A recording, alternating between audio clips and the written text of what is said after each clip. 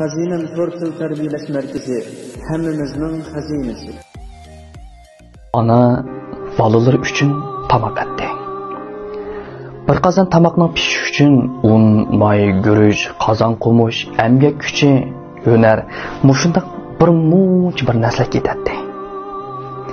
Bechor ana ming bir jafoda bir qazon tamakni pishirib, qachoq usib, balalarning oldiga qo'ydi.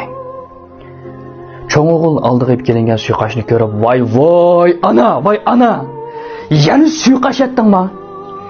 Kündü suyqash. Bir kun bir tuzuk bir narsa etpoqining bilgili bo'lmaydi bu oyda. Bir kun qarasa suyqash, bir kun qarasa yobdan, voy bir tuzuk birning etenmamsan sen. Va o'zing bir ichkina bu shuni. Degenicha qochini tashlab uydan chiqib ketdi. O'tiran o'g'il bo'lsa, voy ana. Voy nimancha oz salding go'shni? Tuzugirak sasang bo'lmamdi.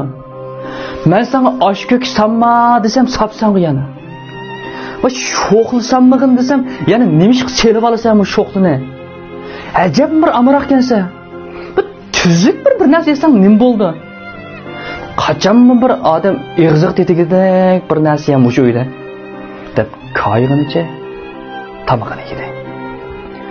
Kenji o'g'il bo'lsa, onasiga qarab, "Jinim ana, bizga tamoq yetib berman deb ko'p jabot atting. Ham uning sizmi bizni boqaman deb jabot atyapsan ana. Aras ana, sen odatda bizga obdayalarni bersan. O'zingga bo'lsa tuzuk yer qolmaydi. Bugun maqsan shunda qilding ana. Kel ana, meninkini birga ichayli" dedi. Ana Kenji o'g'liga qarab tatliq kulimsirab qo'ydi va qozon beshiga berib, qozondan osh suyudan bir qoch usib, shuni qondanchilab ichishga boshladi. Oradan yillar o'tib, bu bolalarning hammasi dodi bo'ldi. Kunlarning birida cho'ng o'g'il bolasidan oshgan tomoqni yeb etib, onasi etib bergan shu suyqashni sig'inib, ko'zlaridan taram yoshlar eqib ketdi. İkinci o'g'il bo'lsa, Navayning to'nirining yeniga yo'linib o'ltirib, ayni chaqda onasiga qilganlarini o'ylab, qattiq pushaymon qildi. Kenji o'g'il bo'lsa, bolasi ep kelgan poloni ishtaha bilan yeb etib, "Rahmatli ona, yenimizda bo'lgan bo'lsang-chu kashki. Biz bat poli, sho'rp kavob o'xshagan bir narsalarni topolmasakmi?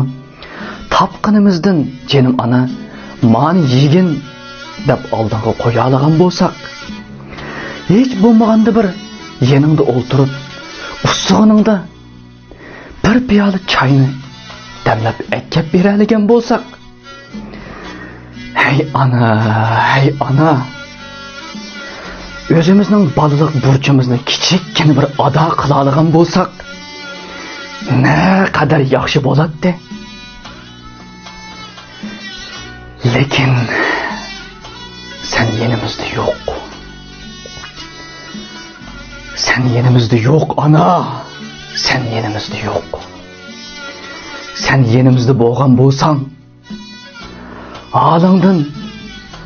alingdan xabar ola olgan bo'lsak, ne kadar yaxshi bo'lgan bo'ladi jinim ana" deganlarni o'ylab, ko'zlaridan taram yoshlar eqib